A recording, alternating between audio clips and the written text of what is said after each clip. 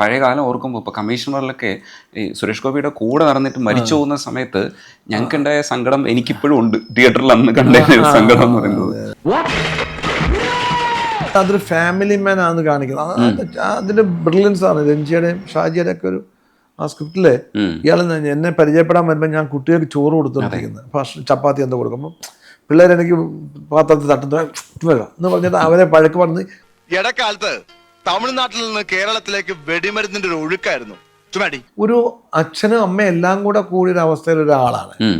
അപ്പൊ ആൾക്കാർക്ക് പെട്ടെന്ന് കുട്ടി, ഫാമിലി, അയാളുടെ മരണം പ്രഷർ ഭയങ്കര അതാണ് ഡയറക്ടറുടെ സ്ക്രിപ്റ്റ് റൈറ്ററുടെ വർക്കാണത്.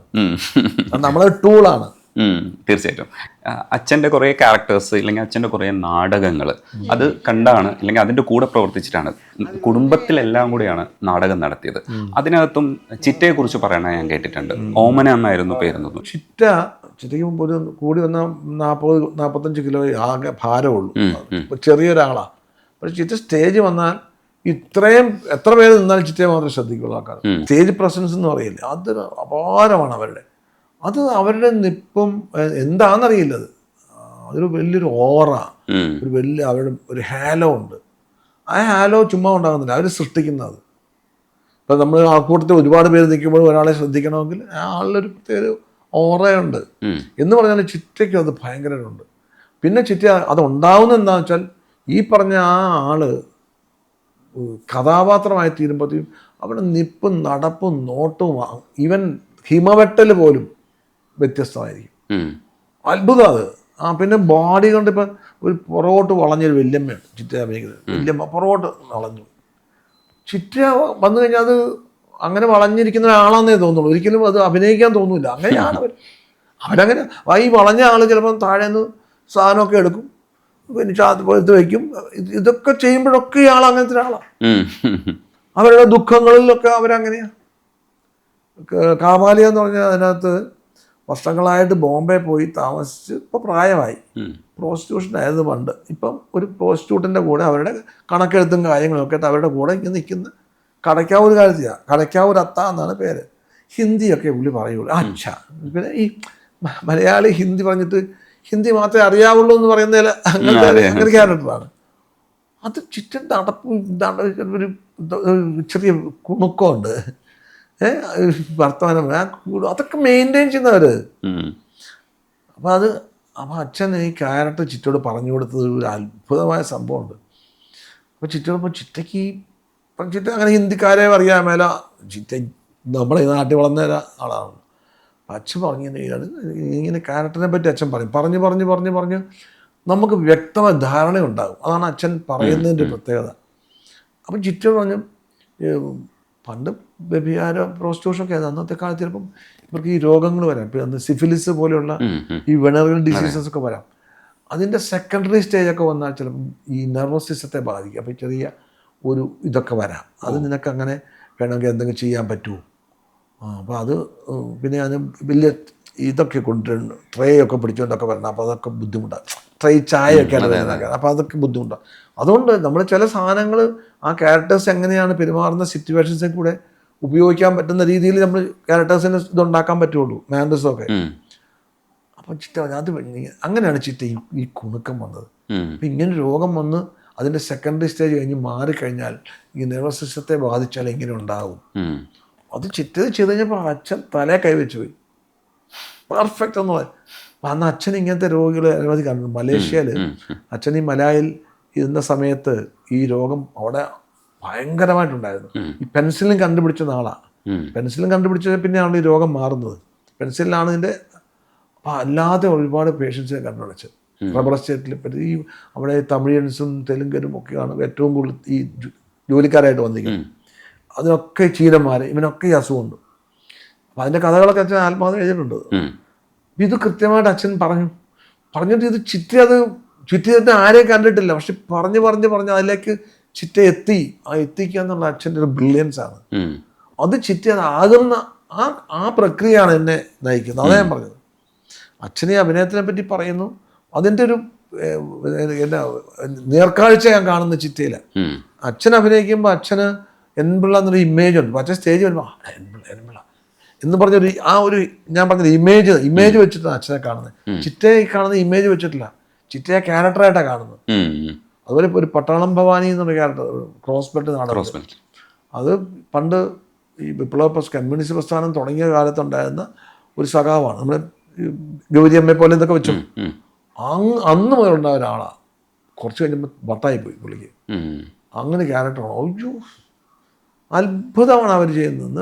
നിമിഷം അവരുടെ ഓരോ ചലനങ്ങളിലും ഓരോ നോട്ടവും ഭാവവും എല്ലാം അങ്ങനെ ഭ്രാന്തിയാന്ന് തോന്നി. ഭ്രാന്തിയായിട്ട് അഭിനയിക്കുകയല്ല, അങ്ങനെ അഭിനയമേന്ന ഫീൽ അതാണെന്ന് തോന്നി.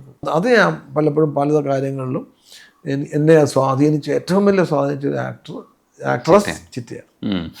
ഞാനത് തന്നെ. പിന്നെ ഞങ്ങളെ നാടക ട്രൂപ്പിൽ ഒരുപാട് ആൾക്കാർ, എസ് ജയദേവ്, ഡയംബി ദേവിൻ്റെ അച്ഛൻ, VP നായർ ഉർവശിയുടെ അച്ഛൻ VP നായർ ചേട്ടന്, കൊല്ലന ശങ്കർ, പിന്നെ MS വാര്യർ, മെലഡി ജോസഫ്, അങ്ങനെ ഒരുപാട് അനവധി പ്രഗത്ഭരായ നടീനടന്മാർ നമ്മുടെ ട്രൂപ്പിൽ അഭിനയിച്ചിട്ടുണ്ട് ഓരോ കാലത്ത്.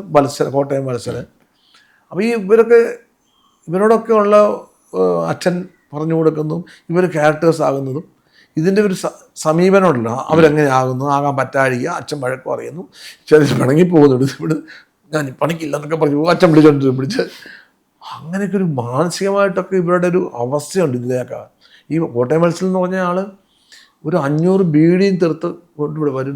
തിണ്ണയിൽ നിന്നുകൊണ്ട് രാത്രി മുഴുവൻ ബീഡി വലിക്കുകയും പഠിക്കുകയും, എന്നിട്ട് ഉറക്കമൊന്നുമില്ല പുള്ളിക്ക്. ഇതിൻ്റെ പുറകെ തന്നെയാണ്. അങ്ങനെയാണ് അവരൊക്കെ ക്യാരക്ടർ ആകുന്നത്. പക്ഷെ അയാളൊക്കെ എന്ത് ഗംഭീര ആക്ടറായിരുന്നു. പുള്ളിയെ കാണണമെങ്കിൽ പഞ്ചവടിപ്പാലം എന്ന് പറഞ്ഞല്ലേ, അതിനകത്തൊരു മന്ത്രിയായിട്ട് വരുന്നുണ്ട് ഒരു നാടകം മുറിക്കാൻ വേണ്ടി. ഇനി പടം കാണുമെന്ന് നോക്കി, അതാണ് കോട്ടയം മത്സരം. നാടകത്തിൽ പുള്ളി ഗംഭീര ആക്ടറായിരുന്നു. പക്ഷെ സിനിമയിൽ ഇത്രമാത്രം ആയില്ല. അസാധ്യ ആർട്ടിസ്റ്റ്. അല്ല, ഇങ്ങനെയുള്ളവരൊക്കെ നമ്മുടെ ഈ പാഠപുസ്തകങ്ങൾ എന്ന് പറയില്ലേ, അതുപോലല്ലേ വിശ്വകേരള കലാസമിതി. അതാണ് എനിക്ക് കിട്ടിയ ഏറ്റവും വലിയ ഭാഗ്യം. How to make a character, എങ്ങനെയാണ് കഥാപാത്രം സൃഷ്ടിക്കപ്പെടുന്നത് എങ്ങനെയാണ്, അതൊക്കെ കാണാനുള്ള അവസരം ഉണ്ടായി. പിന്നെ ആ അച്ഛനോടൊത്തുള്ള സഞ്ചരിക്കാനും ഈ പറഞ്ഞ വ്യത്യസ്തമായ പ്രേക്ഷകർ നമ്മുടെ ഒരു വലിയ മുതൽക്കൂട്ടല്ലേ. പ്രേക്ഷകൻ്റെ ഇഷ്ടം നമുക്ക് മനസ്സിലാവും. പ്രേക്ഷകൻ എങ്ങനെ നമ്മളെ കാണുന്നത്, ഓഡിയൻസ് ഇയർ, അവനെങ്ങനെയാണ് നമ്മളെ കാണുന്നത്, അവനെങ്ങനെയാണ് നമ്മളെ കേൾക്കുന്നത്, ഇതൊക്കെ നമുക്ക് ഭയങ്കരമായ സ്വാധീനമല്ലേ. ഇപ്പോൾ സ്റ്റേജിൽ നമ്മൾ നിൽക്കുമ്പോൾ പോലും നമുക്ക് എങ്ങനെ നിൽക്കണം എന്നുള്ളത് തന്നെ ഒരു വലിയ കാര്യമാണ് അത്. അച്ഛൻ്റെ കാര്യങ്ങൾ പറയുമ്പോൾ എനിക്കൊന്ന് കാബാലികയും ക്രോസ് ബെൽറ്റും ഒക്കെ സിനിമ ആയിട്ടുണ്ട്. പക്ഷെ ബാക്കി ഈ നാടകങ്ങൾ ഇപ്പോൾ ഈശ്വരൻ, അതിന് മുമ്പ് പോട്ടർ കുഞ്ഞാലി എന്ന് പറയുന്ന നാടകം, അതാണ് ഞാൻ ആദ്യം അഭിനയിക്കുന്ന നാടകം. ആ നാടകം അതിന് സിനിമയായി. ശശികുമാർ സാർ എനിക്കൊന്ന് ആദ്യം ഡയറക്റ്റ് ചെയ്ത സിനിമ അതാണോ സംശയമുണ്ട്. പോട്ടർ കുഞ്ഞാലി അത് ശശികുമാർ സാറാണ് ഡയറക്റ്റ് ചെയ്തതാണ് എൻ്റെ ഓർമ്മ. ശരിക്കും ഓർക്കുന്നില്ല. അതാണ് അച്ഛൻ ആദ്യം എഴുതിയ സ്ക്രിപ്റ്റ്. അച്ഛൻ അഭിനയിച്ചിട്ടൊന്നുമില്ല. പിന്നെ അച്ഛൻ എഴുതിയ സ്ക്രിപ്റ്റാണ് ക്രോസ് ബെൽറ്റ്. അതാണ് ക്രോസ് ബെൽറ്റ് മണി എന്നുള്ള പേര് അദ്ദേഹത്തിനുണ്ടായത്. അദ്ദേഹമാണ് കാബാലിയ ഡയറക്റ്റ് ചെയ്തത്. കാബാലിയല്ല അച്ഛൻ അഭിനയിച്ചു. സിനിമ മോശമായിപ്പോയി. അത് അച്ഛനും പറ്റിയൊരു നാടകത്തിലെ പോലെ തന്നെ ചെയ്തത്. അത്ര ആ ത്രോ ആവശ്യമില്ലല്ലോ. പക്ഷെ അതിനുശേഷം നമ്മൾ കാണുന്ന NN പിള്ള എന്ന് പറയുന്നത് 500. അത് വേറൊരു കാര്യം. 500 എനിക്ക് തോന്നുന്നു ഇപ്പോഴും ഇപ്പോൾ ഞാനിവിടെ വന്ന് ഫോട്ടോകൾ കാണുമ്പോഴും ഓരോ ഡയലോഗും നമ്മൾ ഓർക്കുന്നുണ്ട്. എന്തൊക്കെയാണോ ഞാൻ മറക്കേണ്ടത് പറയുന്നത്. ഈ ഹരിശ്രീ അശോകനുമായിട്ടൊക്കെ പറയുന്ന കോമഡി ഡയലോഗ് ഉണ്ട്. നീ എന്തിനാണ് ഇപ്പൊ തുപ്പിയെന്ന് ചോദിക്കുമ്പോൾ, അല്ല മുതലാളി എൻ്റെ വായി തുപ്പിയിട്ടാണെന്ന് പറയുന്ന നമ്മൾ ഇന്ന് ചിലതൊക്കെ ഈ പറയുന്ന രീതിയിൽ ആവർത്തിച്ച് ചിരിക്കുന്ന സാധനങ്ങളൊക്കെയും ആ സിനിമയിലുണ്ട്. പക്ഷെ അച്ഛന് ശരിക്കും പറഞ്ഞാൽ അത് ഗംഭീരമാണ്. പക്ഷെ അതിനേക്കാട്ടിലൊക്കെ ഗംഭീര ആക്ടറാണ് അച്ഛൻ. അത് കാബാലികയിലൊരു സിനിമയിൽ അത് എന്തോ പാളി. അത് സ്റ്റേജിൽ അച്ഛൻ പെർഫോം ചെയ്യുന്ന അത്ഭുതമാണ്. അതേസമയത്ത് അത് സിനിമ വന്നപ്പോൾ എന്തോ ശരിയായില്ല. ഇനി ഓവർ ആക്ഷൻ്റെ അങ്ങനെയൊക്കെ തോന്നലാവാം. പക്ഷെ സ്റ്റേജിൽ അത് ഭയങ്കര ചിറ്റ അഭിനയിച്ചുകൊണ്ട് ഈ പറഞ്ഞ കടക്കാവൂരത്ത. പക്ഷെ ആ ചിറ്റയും സ്റ്റേജിലായിരുന്നു നമുക്ക് കുറച്ചും കൂടെ ലൈവായിട്ട് ഒരു മരുന്നും എന്താ അറിയാം, ഭയങ്കര വ്യത്യാസം. വിജയരാഘവൻ ചേട്ടനും അതിനകത്തുണ്ടായിരുന്നല്ലോ കാബാലികയിൽ. അപ്പൊ നിങ്ങൾ 3 പേരും അതിനകത്ത്. ഞാനീ പറഞ്ഞ അന്ന് ചതിക്കും പറഞ്ഞാലും വിശ്വസിക്കരുത്. അഭിനയിക്കണം വലിയ ആഗ്രഹം തോന്നിയിട്ടില്ല. അന്ന് എന്തോ സിനിമ എന്ന് പറഞ്ഞാൽ വേറെന്തോ നമുക്ക് അപ്രാപ്യമായ ഒരു കാര്യമല്ലേ. ഉം. അതിപ്പോൾ ഞാനിപ്പോൾ അച്ഛനോട് നിന്ന് ഡ്രൈവറായിട്ട് പോയതാണ്. അങ്ങനെ ഒരാൾക്ക് പകരം എന്നെ വിളിച്ച് അഭിനയിച്ചപ്പോഴും എനിക്ക് ഈ ക്ലോസൊക്കെ എടുക്കാം. ഇവിടെ നോക്കിയോ, ക്ലോസൊക്കെ എങ്ങനെയാണല്ലോ എടുക്കുന്നത്. നമ്മൾ നാടകത്തിൽ അഭിനയിക്കുന്ന ഒന്നിച്ചിങ്ങനെ ഡയലോഗ് പറയുന്നു, നമ്മൾ ഡയലോഗ് പറയുന്നു, ഒരു ലൈഫ് ഫീൽ ചെയ്യുമല്ലോ. മറ്റേ അതില്ലല്ലോ, കഷ്ണം മുറിച്ചല്ലേ. അതിനോട് എന്തോ ഒരു നമുക്ക് പറ്റുന്ന പണിയല്ലേ ഇതെന്ന് തോന്നുന്നു. അതുകൊണ്ടൊക്കെ ആയിരിക്കാം. പിന്നീട് ഈ പറഞ്ഞ പോലെ എൻ്റെ ഒരു സുഹൃത്തുണ്ടായിരുന്നു, നാടകത്തിൽ അഭിനയിച്ച രവി ആലമ്പൂട് എന്ന് പറഞ്ഞ പുള്ളി ഇടയ്ക്കൊരു സിനിമ എടുക്കാൻ വേണ്ടി അയാൾ ഇവിടുന്ന് പോയിട്ട് KT മുഹമ്മദിൻ്റെ സൃഷ്ടി എന്നുള്ള സിനിമ ഉണ്ടായിരുന്നു. അതിനകത്ത് അഭിനയിച്ചിട്ടുണ്ട് രവി ആലമ്പൂട്. ഗംഭീര ആക്ടറാണ്. അപ്പം അത് കഴിഞ്ഞപ്പോൾ പുള്ളി M. സുകുമാരൻ എന്ന് പറഞ്ഞ നോവലിസ്റ്റിൻ്റെ ശേഷക്രിയ എന്ന് പറഞ്ഞ നോവലുണ്ട്, അത് പുള്ളി സിനിമയാക്കി ഈ രവി ആലമ്പൂട് ഡയറക്റ്റ് ചെയ്തു. അപ്പോൾ അതിന് ശേഷമുള്ള സിനിമയിൽ U. ജയചന്ദ്രനാണ് സ്ക്രിപ്റ്റ്. അങ്ങനെ അഭിനയിക്കാൻ വേണ്ടി എന്നെ വിളിച്ചു. അപ്പം ഞാൻ പറഞ്ഞു എൻ്റെ രവി ഞാനില്ല, ഞാൻ നാടകം. അപ്പം നാടകത്തെ റിഹേഴ്സൽ സമയം ഇവിടെ റിഹേഴ്സൽ വന്നുകൊണ്ടിരിക്കാം. നമുക്കൊരു 5-8 ദിവസം കാര്യമില്ല, മറ്റേ സിനിമയല്ല, നമ്മുടെ വേറെ സിനിമ. അപ്പം ഈ അന്നത്തെ ന്യൂജൻ ജോൺ അബ്രഹാത്തിൻ്റെ ഒക്കെ അരവിന്ദനൊക്കെ ഉള്ള കാലത്താണ്. അങ്ങനത്തെ സിനിമകൾക്ക് ഭയങ്കര അടൂർ സാറൊക്കെ വന്ന് അങ്ങനത്തെ സിനിമയാണെന്നൊക്കെ പറഞ്ഞു. എന്നാൽ ശരി നോക്കിക്കളയാം. അങ്ങനെ അതിന് അഭിനയിക്കാൻ പോയി. അത് ഈ പറഞ്ഞ പോലെ 5-6 ദിവസം കഴിഞ്ഞപ്പോൾ ഫിലിമും ഇല്ല, കാശും ഇല്ല, കടുങ്കാപ്പും. അങ്ങനത്തെ ഒരു അവസ്ഥയായി. അന്ന് വീരരാഘവൻ നായർ നടനുണ്ട്, വീരൻ ചങ്ങനാശ്ശേരി വീരരാഘവൻ നായർ എന്ന് പറഞ്ഞാൽ പഴയ നടന്ന അദ്ദേഹം. കുശമാനും കൂടെ ഒക്കെ അങ്ങേരുണ്ട്, അങ്ങേരും ഒക്കെ ഉണ്ട് ഈ പടത്തിനകത്ത്. ശ്രീലത നമ്പൂരി, അവരുടെ ഭർത്താവ് നമ്പൂരി ഉണ്ട്, പുള്ളി ഒക്കെ ഉണ്ടായിരുന്നു ഇതിനകത്ത്. അത് നടന്നില്ല. അപ്പോൾ ഈ പോയപ്പോൾ കൂട്ടുകാരൊക്കെ ഇറങ്ങിനെ ഞാൻ സിനിമയിൽ അഭിനയിക്കാൻ പോകുന്നു. അതൊരു 81 അങ്ങനെ ആ സമയത്ത് പറ്റാം. അതെനിക്ക് ചെറിയൊരു നാണക്കേട് തോന്നി. നടക്കാതെ പോയപ്പോഴേ ഒരു ചെറിയ ചളിപ്പുണ്ടായിരുന്നു. ആ സമയത്ത് ഇങ്ങനെ വിളിക്കുന്നത് നമ്മുടെ സാമിയാട്ടൻ, S. കൊന്നനാട് എന്ന് പറയുന്നത് സുറുമയിട്ടകണ്ണിൻ്റെ അദ്ദേഹത്തെ സാമിയാട്ടൻ എന്നാണ് വിളിക്കുക. S. കൊന്നനാട് എന്ന പേര് ആർട്ട് ഡയറക്ടറായിരുന്നു അദ്ദേഹം. ആദ്യം ഡയറക്ടർ ചെയ്യുന്ന പടമാണ്. അങ്ങനെയാണ് അദ്ദേഹം എന്നെ വിളിക്കുന്നത്. അങ്ങനെയാണ് സിനിമയിലേക്ക് വന്നത്. ഇപ്പം ഒരു ഇതൊന്നും അടുത്ത നിമിഷം എന്താണെന്ന് നമുക്കറിയില്ല. അച്ഛനെ കുറിച്ച് ചോദിക്കുമ്പോൾ INA ഉണ്ടായിരുന്ന സമയത്ത് നേതാജിയുടെ മുമ്പിൽ സുഭാഷ് ചന്ദ്രബോസ് നമ്മൾ ഹീറോ ആയിട്ട് കാണുന്ന ആളാണ്. നേതാജിയുടെ മുമ്പിൽ നാടകം അവതരിപ്പിച്ചിട്ടുണ്ട് അച്ഛനെന്ന്. കുർബാനി എന്ന് പറയുന്ന നാടകം അവതരിപ്പിച്ചിട്ടുണ്ട് എന്നാണ് ഞാൻ മനസ്സിലാക്കുന്നത്. നേതാജിയുടെ മുമ്പിൽ ശരിക്കും നാടകം അവതരിപ്പിച്ചിട്ടുണ്ടോ? ആത്മകഥയിലുണ്ടോ? അത് ഞാൻ വായിച്ചിട്ടില്ല. ഞാൻ വായിച്ചില്ല. അപ്പോൾ അച്ഛൻ ഇദ്ദേഹത്തെ കണ്ടതും അദ്ദേഹം കൈപിടിച്ചതും ഒക്കെ മറ്റേ നാടകം കണ്ട് ഇദ്ദേഹം കരഞ്ഞു. എൻ്റെ കണ്ണ് നിറഞ്ഞു നേതാജിയുടെ. ഹിന്ദിയിലായിരുന്നു അത്? ഇംഗ്ലീഷിൽ. ഇദ്ദേഹം അത് കഴിഞ്ഞ് അച്ഛനൊരു പേഴ്സ് കൊടുത്തു. ഒരു പേഴ്സും കൊടുത്തു. ഒരു ഇദ്ദേഹത്തിൻ്റെ പടമുള്ള ബാഡ്ജ്. ആ ബാഡ്ജ് ഞാൻ ഓർക്കുന്നുണ്ട്. പേഴ്സ് ഞാൻ കണ്ടിട്ടുണ്ട്. ബാഡ്ജ് ഞാൻ ഇടയ്ക്ക് കുത്തിക്കൊണ്ടൊക്കെ നടക്കുമായിരുന്നു കൊച്ചിലെ. പേഴ്സ് ദ്രവിച്ചു പോയി. അത് അമ്മയുടെ കയ്യിൽ നിന്നിട്ട് പെട്ടിയിൽ ഇട്ടിരുന്നത് സൂക്ഷിച്ചു വെച്ചിരുന്നു. പക്ഷെ അതിങ്ങനെ ഒരു കുറേ നാൾ ഈ തുകലല്ലേ അത് ഉണങ്ങി ദ്രവിച്ചു പോയത്. പിന്നീട് അച്ഛനൊരിക്കൽ പറഞ്ഞിട്ടുണ്ട്, ആ പേഴ്സ് എൻ്റെ കയ്യിൽ എന്ന് വന്നു അന്നും ഒരു ദാരിദ്ര്യമാണ്, അതിപ്പോൾ ഇല്ലാതായ പിന്നെയാ എന്തെങ്കിലും ആയതെന്ന്. അച്ഛന് ഈ പറഞ്ഞ ദൈവവിശ്വാസം അല്ല ഒരാളെ ആരാധിക്കുക അങ്ങനത്തെ ആരാധനാപാത്രങ്ങളുണ്ട്. പക്ഷെ അച്ഛന് ഭയങ്കരമായിട്ട് അച്ഛൻ ആരാധിക്കുകയും ബഹുമാനിക്കുകയും ചെയ്ത സുഭാഷ് ചന്ദ്രബോസ്. അച്ഛൻ വിശ്വസിച്ച സുഭാഷ് ചന്ദ്രബോസ് ഈ ഇന്ത്യ ഭരിച്ചിരുന്നെങ്കിൽ ഒരിക്കലും ഇന്ത്യയുടെ ഗതി ഇതായിരിക്കില്ല എന്ന് പക്ഷം ഭരിക്കുന്നതിന് മുമ്പ് പറയുമായിരുന്നു. അത്രമാത്രം ബോൾഡായിട്ട് അച്ഛന് ആത്മകഥ വായിക്കാം, അപ്പം അതിന് മനസ്സിലാവും. അത്രമാത്രം അച്ഛൻ ഇഷ്ടപ്പെടുന്ന, അച്ഛൻ ബഹുമാനിക്കുന്ന. ഇത് ഈയിടെ വേറൊരു സംഭവമുണ്ട്. ഞാൻ ഈ കോവിഡ് കാലത്തെ എന്നെ ഒരാൾ വിളിച്ചു. ഞാനിപ്പോൾ എനിക്ക് ആളിനെ പിന്നീട് അയാളുടെ നമ്പറും എൻ്റെ ഇല്ല. ആൾ വിളിച്ചതെന്ന് വെച്ചാൽ എന്നോട് പറഞ്ഞു, അയാൾ കവിതകൾ പണ്ട് പോലെ ഈ അറിയപ്പെടാത്ത കവികളുണ്ട്, പക്ഷെ ഗംഭീര കവിതകൾ എഴുതിയ കവികളുണ്ട്. അങ്ങനെയുള്ളവരെ പറ്റിയുള്ള ഒരു റിസർച്ച് ചെയ്തിട്ടുണ്ട്. മലയാളിയാണ്, അയാൾക്ക് ഇന്ത്യയിലൊക്കെ പല സ്ഥലങ്ങളും. അതിൻ്റെ ഭാഗമായിട്ട് അയാൾ കൽക്കട്ടയിൽ വെച്ച് ഒരാളെ കണ്ടെത്തണേ. അയാൾ INA ഒരാളായിരുന്നു. അയാളെ കണ്ട് ഇങ്ങനെ വർത്തമാനം പറഞ്ഞു വന്നപ്പോൾ മലയാളിയാണെന്നൊക്കെ പറഞ്ഞപ്പോൾ അയാൾ പറഞ്ഞു, ഈ സുഭാഷ് ചന്ദ്രബോസിൻ്റെ കൂടെ ഇയാളും ഉണ്ടായിരുന്നു അന്ന് INA ഉണ്ടായിരുന്നു. അദ്ദേഹം ഈ നാടകം കണ്ടിട്ടുണ്ടെന്ന്. അപ്പം ആ ആൾ പറഞ്ഞു, ഒരു നാടകം കണ്ട് സുഭാഷ് ചന്ദ്രബോസ് കരഞ്ഞു. ഇയാൾ പറഞ്ഞു ഇദ്ദേഹത്തോട്. എന്നിട്ട് അപ്പം ഇയാൾ എന്നെ കാണണമെന്ന് പറഞ്ഞു. കോവിഡിൻ്റെ സമയത്ത് എന്നെ വിളിച്ചത്. പിന്നീട് യാതൊരു വിവരമില്ല. ഇത് കേട്ടിട്ടുണ്ടെങ്കിൽ അദ്ദേഹം വന്നാൽ നല്ല കാര്യം. അപ്പം അങ്ങനെ ഒരു അപ്പം ആള് പറഞ്ഞു ഇങ്ങനെ അച്ഛന് നാടകം എഴുതിയിരുന്നു. അപ്പം പുള്ളിക്ക് പേര് പിള്ളയെന്നാണ് പുള്ളി പറഞ്ഞത്. അത് എൻ പിള്ളയാണോ? അപ്പം ഇയാൾ ആലോചിച്ചപ്പം നാടകൃത്തായിട്ട് പിന്നീട് വന്ന എൻ പിള്ളയല്ലേ പിള്ള എന്നുള്ള പേര്. അങ്ങനെ പുള്ളി എന്നെ വിളിച്ചത് അച്ഛൻ അയ്യന്നയിലായിരുന്നോ എന്നൊക്കെ ചോദിച്ചു, എന്നോട് വിശേഷങ്ങളൊക്കെ ചോദിച്ചു. അപ്പം ഞാൻ പറഞ്ഞത് അപ്പം ആ ആള് പറഞ്ഞു ഇങ്ങനെ സുഭാഷ് ചന്ദ്രബോസ് നാടകം കണ്ടു, ആ നാടകം കണ്ട് അദ്ദേഹത്തെ കണ്ണു നിറഞ്ഞു. അച്ഛൻ ആത്മകഥ എഴുതിയിട്ടുണ്ടത്. അപ്പോൾ അത് വീണ്ടും ആ വിളി വരട്ടെ, നമുക്ക് കുറച്ചുകൂടെ ആധികാരികമാക്കാം. അതുപോലെ തന്നെ 46 എന്നെ പിരിച്ചുവിടുന്ന സമയത്തോ മറ്റോ ആണ് ഇങ്ങോട്ടേക്ക് ഇന്ത്യയിലേക്ക് തിരിച്ചു വരുന്നത്. തിരിച്ചു വന്നതല്ല, അച്ഛനെ പിടിച്ചത്. ഇംഗ്ലീഷുകാർ പട്ടാളം പിടിച്ചു, അയ്യനെ ഡിസ്പോസ് ചെയ്തു. റംഗൂണിൽ അച്ഛൻ ഒളിച്ചു താമസിച്ചു. ഒളിച്ചു താമസിച്ചാൽ ഈ ഇംഗ്ലീഷുകാരൻ്റെ തന്നെ ഒരു ക്യാൻറ്റീനിൽ ജോലിക്ക് കയറി. അപ്പം പിടിക്കുകയല്ലോ, പക്ഷെ പിടിച്ചു. അങ്ങനെ പിടിച്ച് കൽക്കട്ടയെ കൊണ്ടുവന്നു, ജയിലിലേക്ക് കൊണ്ടുപോകാൻ പോയി. ആ പോകുന്ന വഴിക്ക് ഒരു ചാൻസ് കിട്ടി രക്ഷപ്പെടാൻ വേണ്ടി. ഇവർ കൂടെ വന്നു. രാഷ്ട്രീയ തടവല്ലേ, അവരത്ര വലിയ കാര്യമാക്കിയില്ല. പിന്നെ സംസാരിക്കാൻ അച്ഛൻ നല്ല ഫ്ലുവൻ്റ് ആയിട്ട് ഇംഗ്ലീഷൊക്കെ സംസാരിക്കുന്നുണ്ട്. ജാപ്പനീസും അറിയാമായിരുന്നു. ജാപ്പനീസ് ഭാഷ പ്രസംഗിച്ചിട്ടുണ്ട് അച്ഛൻ. ചേട്ടനൊക്കെ പറഞ്ഞു തന്നിട്ടുണ്ടോ ജാപ്പനീസ് ഒക്കെ? പിന്നീട് മറന്നു.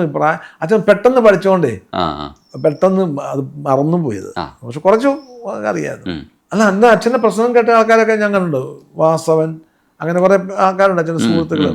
പാരിപ്പള്ളി കുട്ടൻ നായർ, അങ്ങനെ കുറെ പേരുണ്ട്. അവരെല്ലാം മരിച്ചുപോയി. ഇവരൊക്കെ ഇവിടെ വന്നിട്ടുണ്ട്, എനിക്ക് നല്ല പരിചയമുണ്ട്. അങ്ങനെ കൽക്കട്ടയിൽ നിന്ന് പിടിച്ചോണ്ട് വരുന്ന ജീപ്പിൽ വെച്ച് ഒരു അവസരം കിട്ടി. അവരെല്ലാം ബിയർ കുടിക്കാൻ വേണ്ടി ഒരു ഷോപ്പിലോട്ട് കയറി. പച്ചവട കഴിക്കുന്നതെന്ന് വെച്ചാൽ ഞാൻ എനിക്ക് വേണ്ടത്. അവർ പോയ പെട്ടെന്ന് വെച്ച് തോന്നി രക്ഷപ്പെടണമെന്ന്. അല്ലാതെ മുൻകൂട്ടി ആലോചിച്ചൊന്നുമല്ല, ഒരു ചാൻസ് കിട്ടി. അപ്പോൾ പെട്ടെന്ന് ജീപ്പിൻ്റെ താഴെങ്കിൽ ഒരു ഗള്ളി കണ്ടു, അങ്ങോട്ട് നടന്നു. അന്ന് പെട്ടെന്ന് ക്രോസ് ചെയ്തപ്പോൾ ഒരു കാർ സ്റ്റാർട്ട് ചെയ്തിരിക്കുന്നു, ഒരാളെ ഇറക്കിയിട്ട് ടാക്സി. അതേ കയറിയിട്ട് ഹൗറ എന്ന് പറഞ്ഞു നേരെ കൊണ്ട്. ഇപ്പോൾ ഒരു ട്രെയിൻ ഓടിക്കൊണ്ടിരിക്കുന്നു, അതേ ചാടി കയറി. എങ്ങോട്ടാന്ന് പോലും അറിയില്ല. അങ്ങനെ ആ ട്രെയിൻ പൂനെക്കായിരുന്നു. ആ പൂനെയിൽ വന്നത്, പൂനെയല്ല, അച്ഛൻ്റെ ചേട്ടനുണ്ടായിരുന്നു. ചേട്ടൻ എന്ന് വെച്ചാൽ അച്ഛൻ ആത്മകഥ എഴുതിയിട്ടുണ്ട്, ഒരു ഗോപാലൻ നായർ. അങ്ങനെ എടുത്ത് വന്നു, അങ്ങനെ അവിടെ ഉണ്ടെന്നറിയാം. അങ്ങനെ അങ്ങനെ കണ്ടു. അവിടുന്ന് ആണ് ഒരു ദിവസം പാതിരായ്ക്കാണ് നാട്ടിൽ വരുന്നത്. അന്ന് ശരി ഒളിവിലാണ്, പറഞ്ഞ് കണ്ടാൽ പിടിക്കും. അങ്ങനെ പാതിരായ്ക്ക് വന്ന അമ്മ 9.5 വർഷമായിട്ട് അച്ഛനെ കാത്തിരിക്കുകയാണ്. അമ്മ കല്യാണം കഴിക്കാതെ. അനിയത്തിമാരെ കല്യാണം കഴിച്ച് കുട്ടികളായി. അച്ഛൻ്റെ അമ്മയ്ക്കും അച്ഛൻ്റെ അച്ഛനും അസുഖമായി. അമ്മയ്ക്ക് അന്ന് കാണാൻ പറ്റാതായി. അവരിവിടെ അപ്പുറത്തെ വീട്ടിലാണ് താമസിക്കുന്നത്. മുറപ്പെണ്ണായിരുന്നോ? മുറപ്പെണ്ണല്ല, വളരെ അകന്ന ബന്ധമാണ്. അച്ഛനെക്കാളും മൂത്തതാണ്, 1.5 വയസ്സിന് മൂത്തതായിരുന്നു. അങ്ങനെ അവിടുന്ന് ഈ അച്ഛൻ്റെ അമ്മയെ, അച്ഛൻ്റെ അച്ഛനെ അമ്മ ഈ അച്ഛൻ പോയ ശേഷം വീട്ടിൽ കൊണ്ടുവന്നു. അമ്മയുടെ വീട്ടിൽ കൊണ്ടുവന്ന് അമ്മയുടെ മുറി താമസിപ്പിച്ചിരിക്കുക. എന്നിട്ട് അമ്മയെ നോക്കുന്നവരെ, അമ്മായിയപ്പനെ അമ്മായിമ്മ നോക്കുന്ന പോലെ. കല്യാണം കഴിച്ചിട്ടില്ല, മരിച്ചുപോയി എന്നാണ് അമ്മയുടെ വീട്ടിലുകാരൊക്കെ വിശ്വസിച്ചത്. അച്ഛൻ യുദ്ധത്തിൽ മരിച്ചുപോയി. അങ്ങനെ ഒരാളാണ് വന്ന് നിൽക്കുന്നത്. അങ്ങനെയാണ് അച്ഛൻ വരുമ്പോൾ അച്ഛൻ്റെ അമ്മയും അതുപോലെ വീട്ടിലുണ്ട്. അതിൻ്റെ വന്നതിൻ്റെ 3-ാം ദിവസം കല്യാണം കഴിച്ചു. കല്യാണം കഴിച്ചതിന് 3-ാം ദിവസം താലിമാല വിറ്റു അവിടുന്ന് ഇറങ്ങി, കാശില്ലാത്തതുകൊണ്ട്. ഇവർ വന്നപ്പോഴൊക്കെ ഒരു വലിയ പൈസയൊക്കെ ആയിട്ടാണ് സിംഗപ്പൂരിലല്ലേ എന്നൊക്കെ വിചാരിച്ചിരുന്നു. വന്നപ്പോൾ തെണ്ടിത്തിരിഞ്ഞല്ലേ വരുന്നത്. പിന്നെ അന്ന് ഇവിടെ നിൽക്കാനും പറ്റില്ല. അങ്ങനെയാണ് കുമ്പളത്ത് ശങ്കുപിള്ള എന്ന് പറയുന്നത്, സ്റ്റേറ്റ് കോൺഗ്രസിൻ്റെ കാലം. കുമ്പളത്ത് ശങ്കുപിള്ള അടുത്ത് അങ്ങനെ രഹസ്യമായി ഇവിടുന്ന് പോയി അവിടെയാണ് ഒളിവിൽ താമസിക്കുക. അദ്ദേഹത്തിൻ്റെ ഒരു ഇതുണ്ട്. അന്ന് സ്റ്റേറ്റ് കോൺഗ്രസ് വളരെ ശക്തമാണ്. CPIയുടെ മൂക്കൊക്കെ വെട്ടിയ അപ്പം അങ്ങനെ അവിടെ പോയി. അങ്ങനെയാണ് പിന്നീട് ഇതൊക്കെ സ്വാതന്ത്ര്യം കിട്ടി. പിന്നീടാണ് എൻ്റെ മൂത്ത സിസ്റ്റർ ഉണ്ടായി. ആ സമയത്താണ് ഇവിടുന്ന് പിന്നെ തിരിച്ച് ഇവിടെ വന്നിട്ട് ഒരു ഗതിയും പരഗതിയും ഇല്ലാതായി. പിന്നെ അങ്ങോട്ട് പോവാം, മലേഷ്യ. അങ്ങനെ ഇവിടുന്ന് വന്ന സമയത്ത് പിന്നെ രാഷ്ട്രീയ പ്രസംഗമൊക്കെ ആയിട്ട് സ്റ്റേറ്റ് കോൺഗ്രസിന് വേണ്ടിയിട്ട് ഇങ്ങനെ കേരളം മുഴുവൻ പ്രസംഗിച്ച്, ഹാഫ് കാച്ചട്ട ഇട്ട് ടീഷർട്ടും ഇട്ട്. അന്നത്തെ അതായിരുന്നു INA ഡ്രസ്സല്ലേ, INA ഭടൻ സംസാരിക്കുന്നു എന്നാണ് അന്നത്തെ. അത് ഗംഭീര പ്രസംഗമായിരുന്നു. അതിനൊരു കാലമുണ്ട്. അപ്പോൾ വിജയരാഘവൻ ചേട്ടൻ ജനിക്കുന്നത് മലേഷ്യയിലാണ്. 2ാമത് പോയി അവിടെ വെച്ച്. എന്നിട്ട് പിന്നെ തിരികെ ഈ സ്കൂളിംഗ് ഒക്കെ ഇവിടെ ആയിരുന്നല്ലോ, ചേട്ടൻ്റെ സ്കൂളിംഗ് ഒക്കെ ഇവിടെ ആയിരുന്നല്ലോ. അത് എപ്പോഴാണ് പിന്നെ തിരികെ? അവിടുന്ന് 6 മാസം മറ്റുള്ളപ്പോൾ എന്നെ പ്രസവമെടുത്ത അച്ഛനാ. അച്ഛൻ്റെ കയ്യിലോട്ടാണ് ഞാൻ ജനിച്ചു വീണത്. ഹോസ്പിറ്റലൊന്നും അല്ല. അന്ന് അച്ഛന് മെറ്റീരിയൽ മെഡിക്കുക ഒക്കെ പഠിച്ചിട്ട് ഡ്രസ്സർ പരീക്ഷ പാസ്സായി. അപ്പോൾ അച്ഛന് ഇതൊക്കെ അറിയാം, ചെറിയ വൂണ്ടൊക്കെ അറിയാം, മെഡിസിൻ കൊടുക്കാം. ഈ റബ്ബർ എസ്റ്റേറ്റ് ജോലിക്ക് അത് ഒരു പ്ലസ് ആണ്. എസ്റ്റേറ്റ് സൂപ്പർവൈസർ സൂപ്പർവൈസറായിട്ട്. അപ്പം അതും കൂടെ ആകുമ്പോൾ ഇൻ അഡീഷൻ ഡോക്ടറുടെ പോലെ തന്നെയാണ്, ചെറിയ മരുന്നൊക്കെ ചെയ്യാം.